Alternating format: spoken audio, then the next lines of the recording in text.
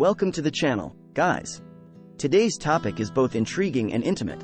We'll be delving into the philosophy of oral sex, a conversation that goes beyond the physical aspect and explores the emotional, psychological, and cultural dimensions of this intimate act.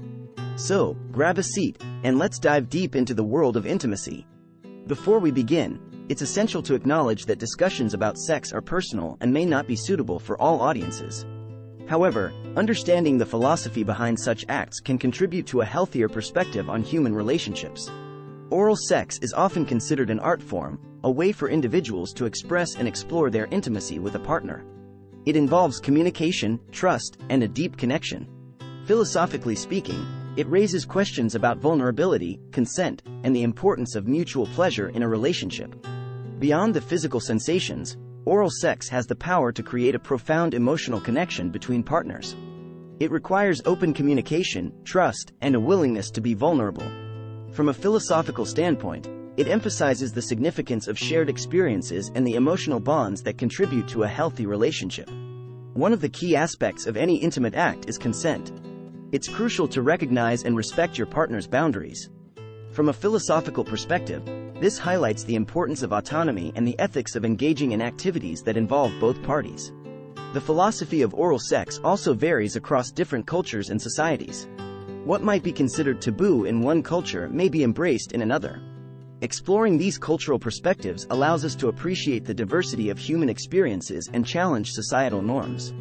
Looking at the bigger picture, the philosophy of oral sex ties into the broader concept of sexual wellness. Understanding and embracing our sexuality in a healthy and consensual manner is a crucial aspect of overall well-being. Now, let's delve into the deeper psychological aspects. It has to do with loneliness and self-disgust. When we begin as babies in this world, if we're lucky, everything about us is acceptable and adorable, from our toes to our temples. Then gradually, we grow up and become shamed of our nakedness and guilty about so much. It becomes taboo to touch and be touched. We have no choice but to keep a minimum of 60, or even better, 90 centimeters distance between us and others at all times. But deep inside, we never quite forget the needs with which we were born, to be accepted as we truly are in every area.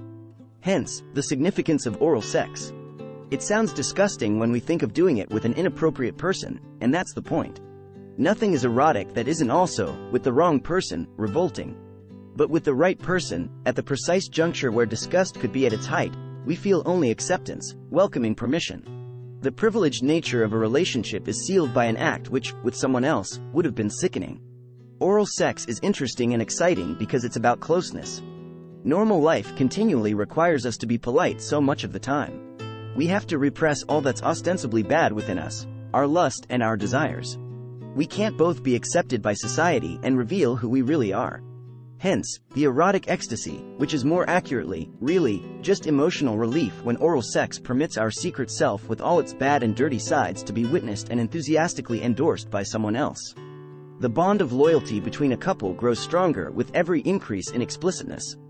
The more unacceptable our behavior would be to the larger world, the more we feel as if we're building a haven of mutual acceptance. Sex liberates us for a time, and that punishing dichotomy between dirty and clean. It literally purifies us by engaging the most apparently polluted sides of ourselves in its games.